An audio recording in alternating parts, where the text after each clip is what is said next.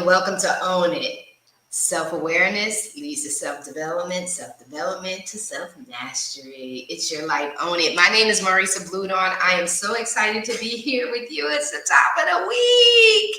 And we can start this week off strong and finish it strong. Taking center stage and owning it with me is Teresa Palmer, Hi. Pastor Dwayne Irvin, Dr. Jeffrey E. Berger, Nathaniel X. Ross, and Jacqueline Lulu Brown.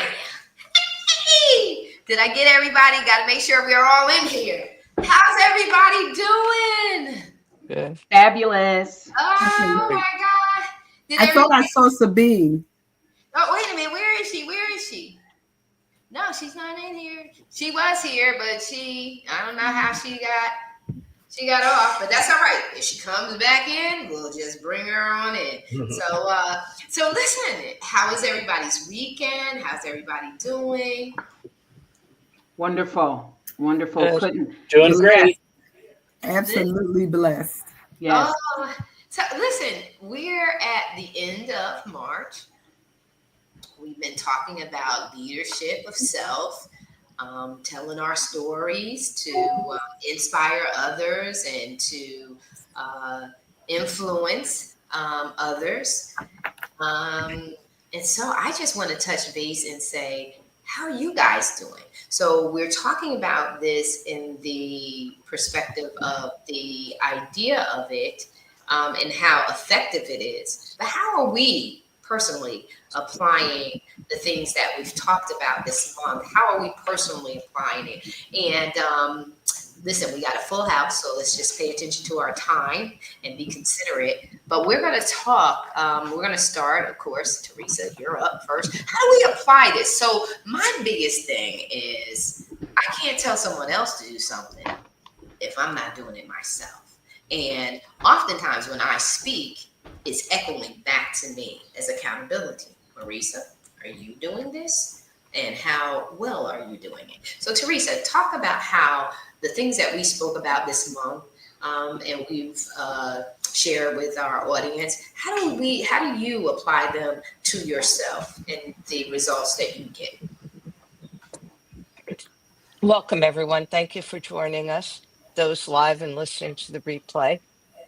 I think it all comes back to ourself. It all starts with us. And by self, I mean our self, our inner knowing, who we are, and that we have to do the inner work. I think too often we try to get things and we want that instant gratification. Right? I know there's a lot said about manifestation, where there's a lot of misconception about it, where you're supposed to think something and then it materializes. Well, that's not how it works in any way, shape, or form. You have to do the inner work. You have to know who you are.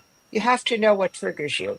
And that's one of the things that sometimes is hard to work on, because you may be someplace, or you may be speaking someplace and something comes up that triggers you. Well, at that point, you have to recognize that that's a trigger and you have to deal with it. You can't let that take over.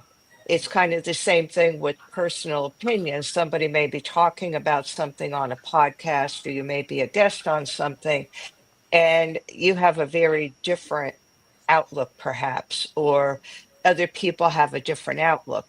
Well, it's not about your opinion, it's about what you're sharing for other people. And again, that's knowing yourself, knowing who you are, what triggers you, because we all have triggers. We all have triggers. We just really can't act on them, especially in a public place. And I think sometimes that gets forgotten. I've listened to podcasts where people rant and rave, and they don't realize that you don't know, number one, who's listening, who may be in that audience that perhaps could help you with something, but now they're listening to your rant and rave and you've turned them off. So you've lost either a potential client, potential mentor, potential help. You've lost something. At the very least, we don't realize it, but then we look foolish. We don't come off as being professional people. So I would say we always have to practice what we preach. It starts within us, and we have to know who we are, what triggers us, and what we're about, and then take that into the outside world, being mindful that it's not again about us, it's about the people that we're here to help. Thank you. No, awesome, awesome, really good. We talk about that, right? Those triggers, and that's what It's Your Life, Own It is all about. It's about, just like I said at the top of the show, it's about self-awareness. You got to know, so that when those triggers, and I call them traps and snares, right? When they show up, you have what?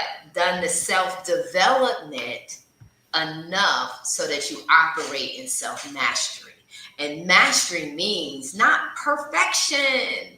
Mastery means that when that trigger happens, you're already aware of it. So you already aware doesn't mean that you are going to not be caught off guard.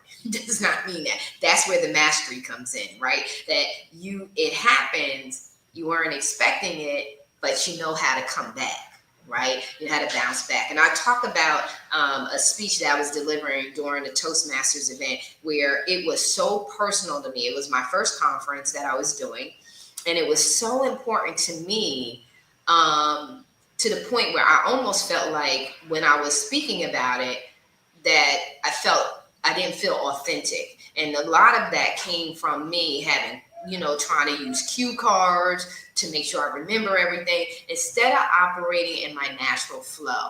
And as a result, I crashed right in front of them. And the audience, my fellow Toastmasters, they were shocked because they were used to me showing up at a certain level and my delivery style being on a certain level. And they were shocked at my performance. And I wasn't shocked. I wasn't surprised at all because it meant so much to me.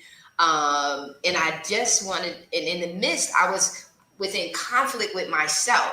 I was trying to do what other people said you had to do, have the cards and study this thing out and practice. Well, I'm not one of those people that speak that way. I speak off the cuff with excellence. When you get me in too much of a preparatory place, I start losing it because I feel like I'm not being authentic. I'm not being true. I'm being practiced. And so we do have to know how to navigate through the triggers. And that comes from, listen, again, it goes back to know thyself. Like you said, Teresa, you have to know yourself well enough that when something comes in to try to get you off kilter, to question you or cause you to question yourself, that whole self-development, that thing that you do by yourself as you do those personal analysis, that SWOT, that assessment of who you are and what you're about. Remember, we talk about core values. The core values are your guiding principles. That's why you got to know what your core values are, because they set your boundaries. They teach you all of these things. And so that's the self-development part that prepares you and to operate in self-mastery, that when these triggers come, you do know how to navigate. That's what our plea here is for our audience, is that if this is a space where you need that cultivating and that support and that development, this is why we have these conversations, to teach you some methodology, some different perspectives. That's why we have so many people in the room here, is so that we don't have one perspective, that you have a plethora of options and people to connect with, personalities, because you can't please everybody.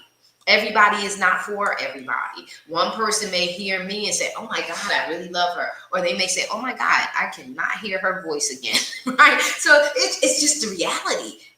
In the US, you guys have like 300 and something million people.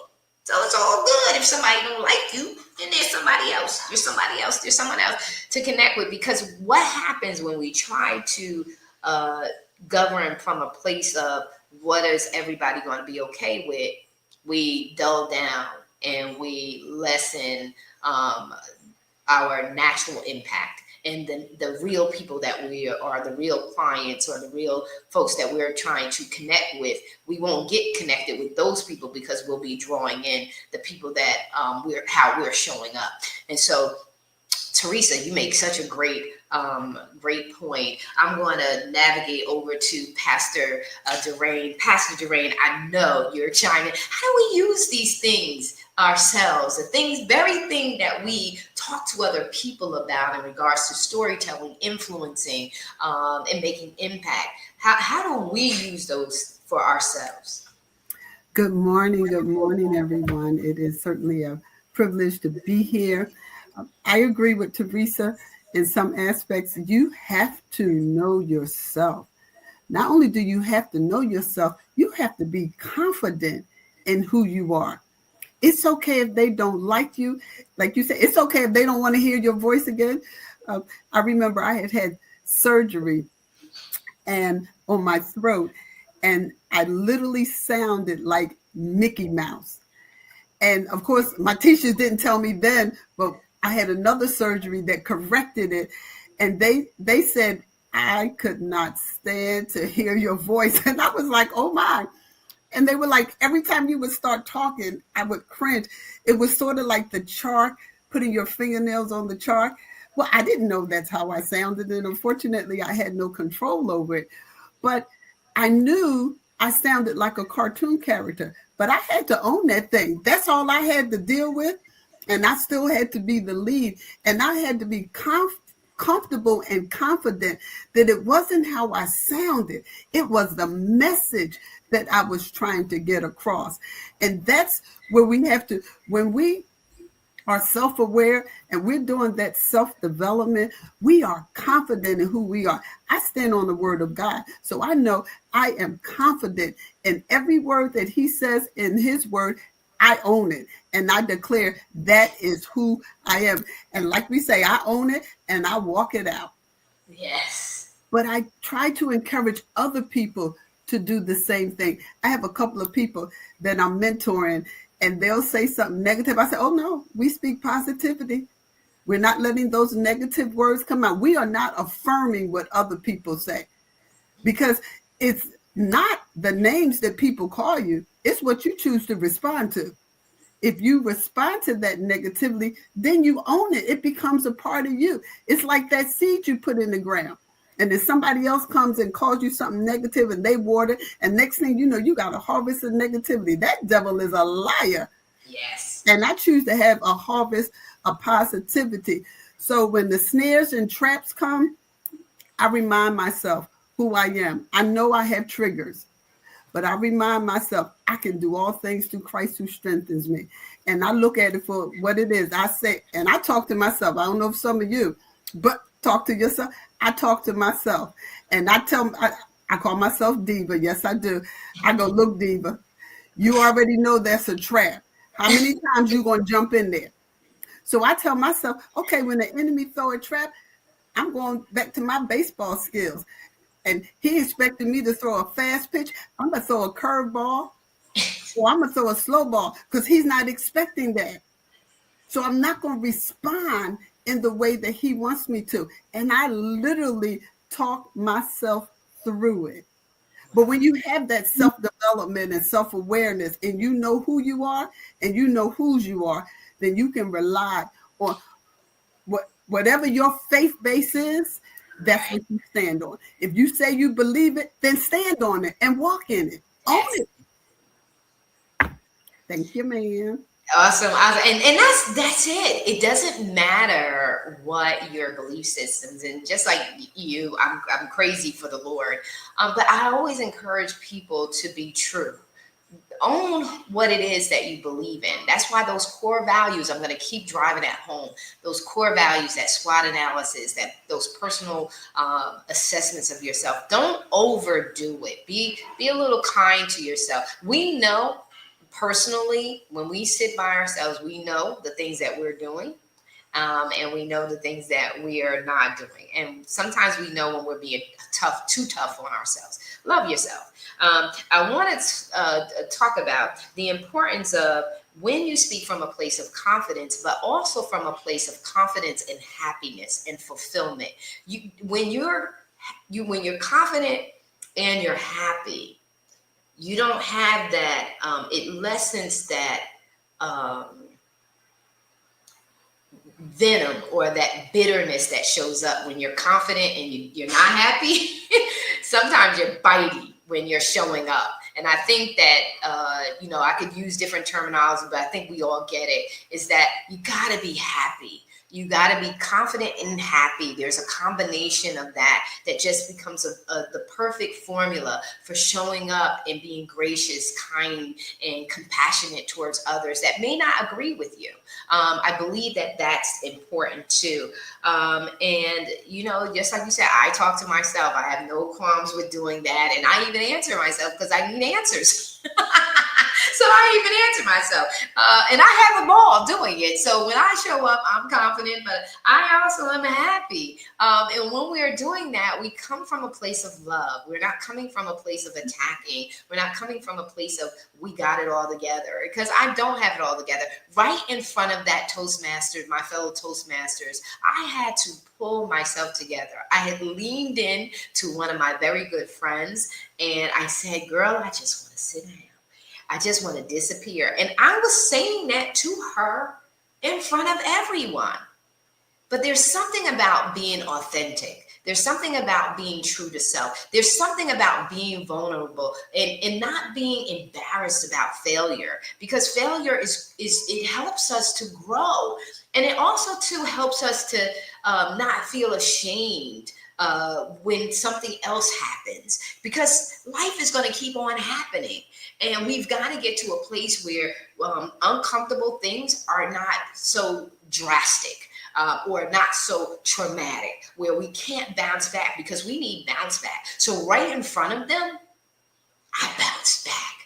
I bounced back and I shifted from looking at cards and saying, look, this is my baby. Take center stage is my heartbeat. And I just need to tell you that when you come to this event, it's going to be life-changing, because we're talking about self-awareness. Because without self-awareness and self-development and self-mastery, you're not going to excel in your life.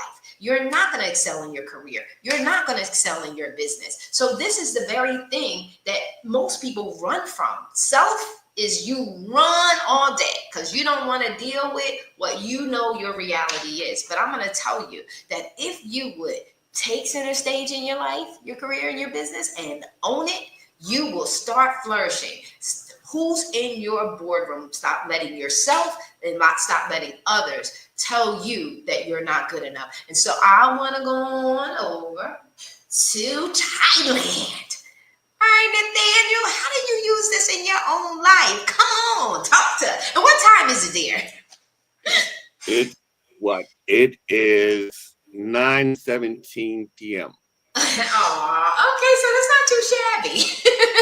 Talk to us, Nathaniel. What's going on? How do you use this in your life? We tell other people what they should be doing, and we suggest it.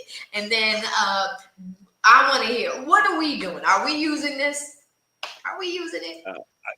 Well, I do, and I'll start by saying I share stories, whether they're my own stories or other people's stories that I have seen and experienced. Because when I share those stories, it makes me reflect. Like you said, Marissa, makes me reflect and go, am I doing these things? Mm-hmm. Right? I can't teach it and not question whether or not I'm living up to doing those things myself. So hearing the stories it's an accountability check for me. But from what Teresa and Pastor said, and I think I'll take this little lesson and put it into both a secular and spiritual perspective. People talk about manifestation, but like in a lot of things, we bastardize and we shorten the message so that we don't get people aren't getting the full lesson, only taking a piece of it because it's easy to quote and it's easy to say. So everyone knows about the law of manifestation.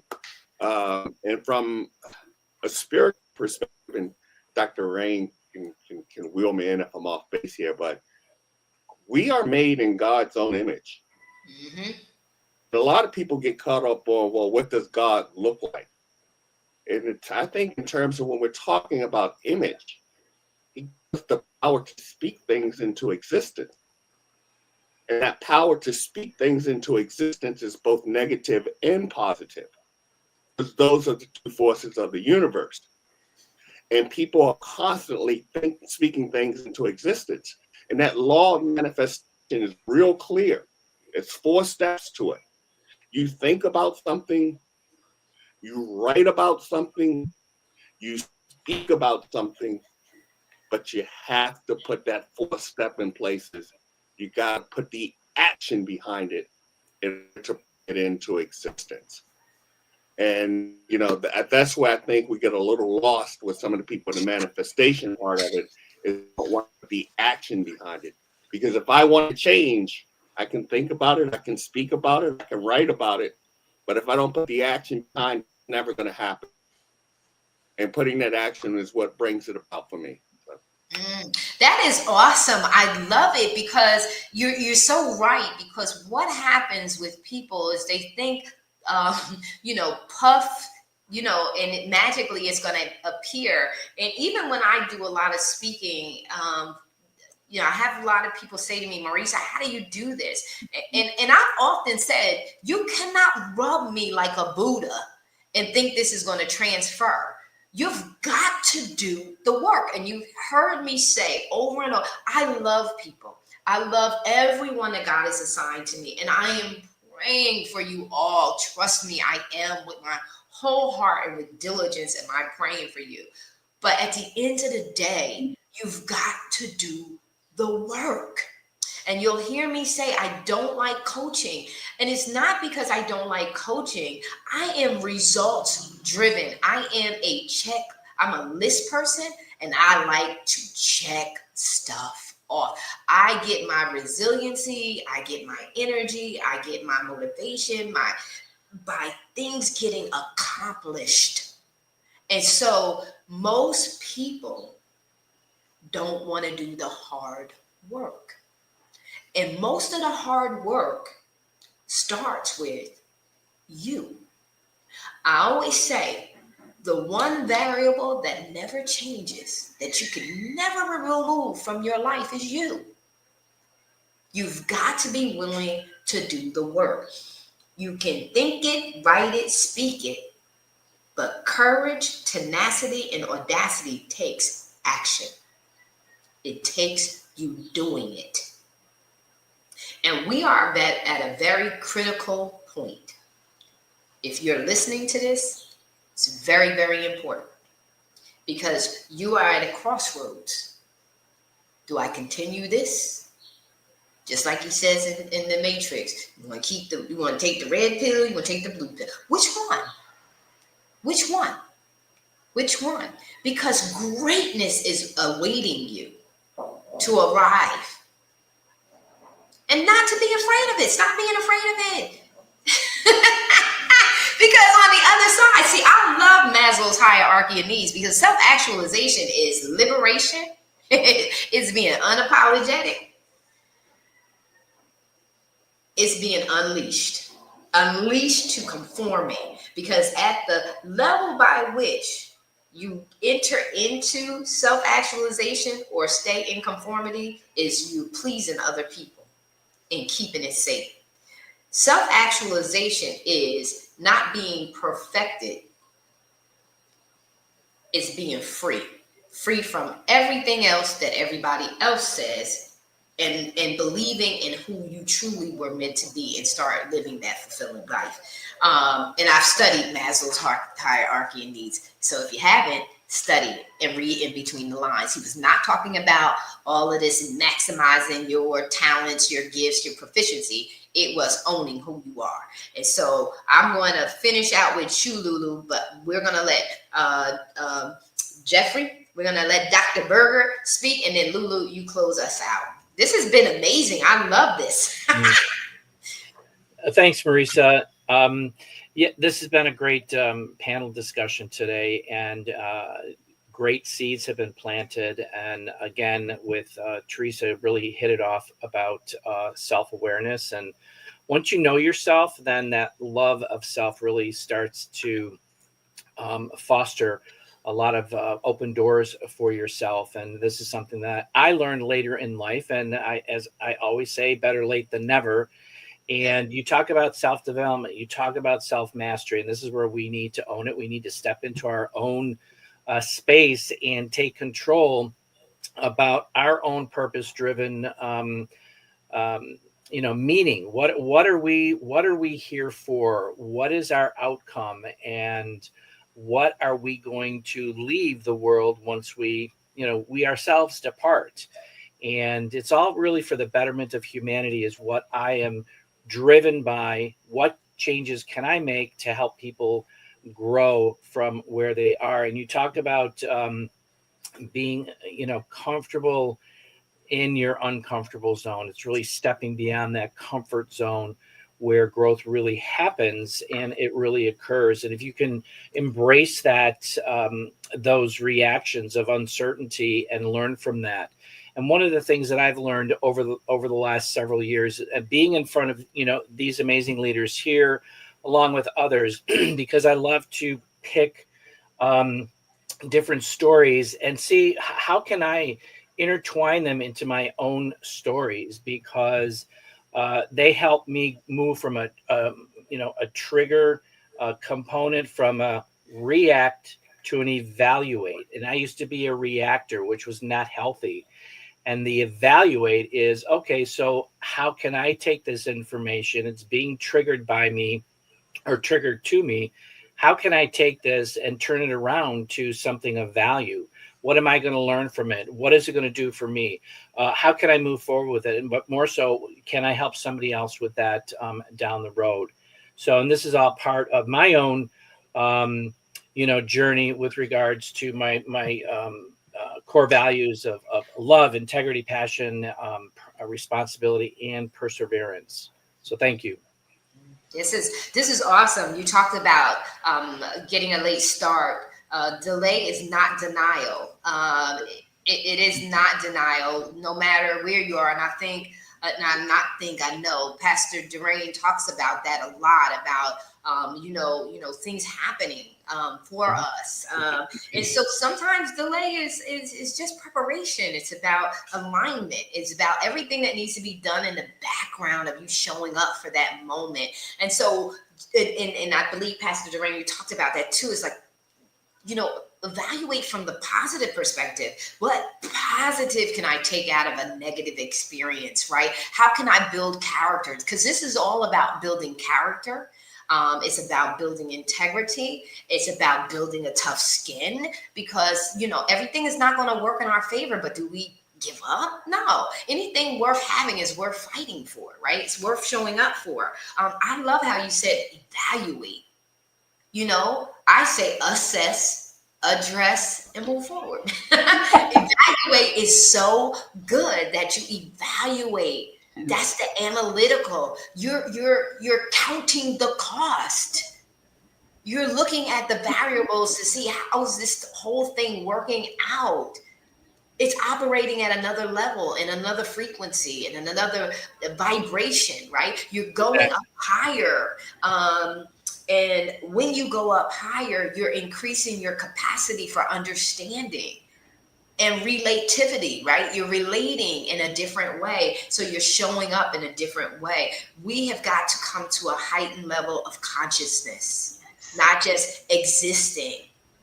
Like you said, not being reactive, but being proactive and intentional, right? Strategically intentional. What is it that I really want out of this? That's even with the dynamics of our relationships. You don't just stop cutting people off and evaluate and say, wait a minute, maybe I need to put this on pause so things can relax a little bit.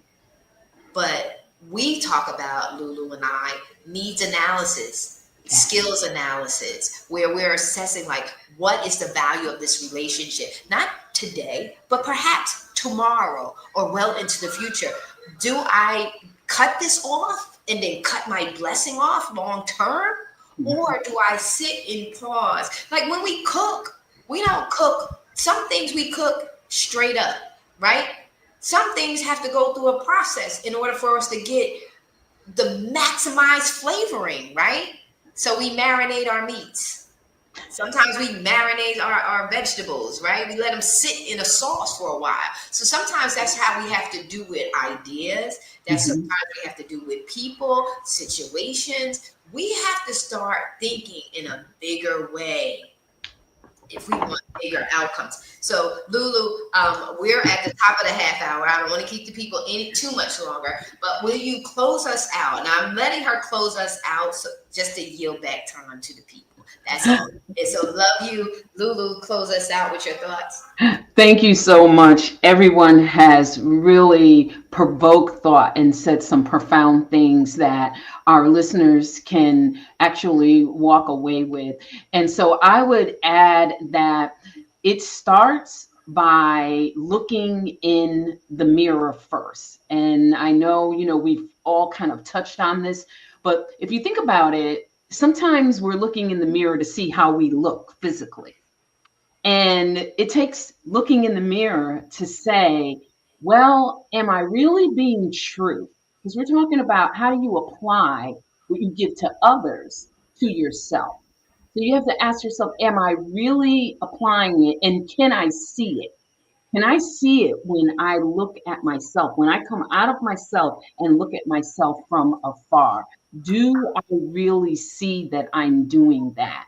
And it's kind of like I'm going to tap on to preparing for the meal. So when you're preparing the meal and you sit down, are you eating the meal that you've prepared, or are you only sampling it because you want to sample what's convenient for you versus eating the whole meal that you've prepared for everybody else? And know that this is not a performance. We've all talked about the reality of when you're the deer in the headlights. And if you haven't been, you will be at some point in time. But this is about not being a performer and everything always working perfectly, but it's about being vulnerable and letting people know that you are human. They have to see that, you know what? They're human too. They experience the things that I experience. And then when you are operating in joy, last but not least, we know we need discipline. We know we need strategy. These are all of the things that we teach others. We have to apply that to ourselves. But joy has to be there, because if there is no joy, people are going to sense that. They're going to see that. They're going to sit back and say, well, gee, why is he or she here? But when we are grounded, and I'm talking about soul fueled in joy, people are going to get far more than we can even imagine. We'll think that, well, okay, I hope they got this, I hope they got that. They're going to get far more, because when we're doing something with joy, we are now in the sacred space. We are now delivering from the core and the essence of who we are. And there's no greater power than that. When you can deliver from the core and the essence of who you are and take it all and put it back on yourself and continue to bathe in it. I didn't say rinse in it, bathe in it. When you can continue to bathe and bask in what you are giving to others, you are going to constantly grow. And Marisa, when you talked about going higher, you're going to be in those elevated dimensions. You're not going to be in that low dimensional thinking and that low dimensional mindset, but you're going to be in that higher dimension. And guess what? When you're there, you can't help but bring other people up with you. Yes. Thank you so much. That's so good. So good. I'm going to say this. You can say whatever you want about Michael Jackson. But let me tell you something. He broke so many records and did so much and had so much, unleashed potential that he fully operated in it. He said in his song, when talking about change, he says, I'm starting with the man in the In mirror. the mirror. Yes. Yes. I'm asking him to change Change his ways. ways. And so I will leave with that, but I'm going to also talk about joy. When you are in a place of joy, you're operating from a place of love. Mm. You're operating from a place of love and inviting others in to feel that love. And when we are serving people, we have to serve from a place of love, because that is what's causing purified change. And that is what keeps the heart of the leader pure, is that they're operating from a place of love. And so I just want to say that I love you all. I do. I think about you all day. And I get so excited when we're getting ready to come on and all of that other good stuff. And I just want to say thank you so very much. You guys are a phenomenal team. For those of you who are going to be here in the DR in a couple of weeks, we're going to party hardy. But for those of you who are not with us, you will be with us in spirit. And just prepare for 2026. Make sure you're here. Make it make sense. Be here with us in 2026, or we'll have some things going on between now and then. You can come on in and check in and be here. But I just want to say I love you guys. You guys are dedicated. You're committed, both on screen and in paper. Your articles inspiring others. Teresa going the extent of creating videos within the magazine so that you're not just reading her words. Those who don't see her live, you're actually getting to hear her voice and getting to connect with her. So I just want to say to you all, Nathaniel, you committed. You're coming to us and totally it's night, it's morning, and you're here. And so thank you so very much. And you and I need to connect because we got to get some things moving forward with you. And so love you guys. And thank you so very much. You guys take care. Be blessed throughout the day. Marisa, can I jump in for a quick minute? Yes. Nathaniel, we are praying for Thailand and all that you guys have gone through with that earthquake. Please know that you are in our thoughts and prayers. It's good to see you and to know that you and your family are okay, sir. Be encouraged. Yes. I didn't even know y'all had an earthquake in Thailand. 7.7. Yes, ma'am. Ooh. Serious damage. Woo. Well, actually, I'll tell you guys backstage. All right. Thank you so much. All right. We are out, guys. Bless you.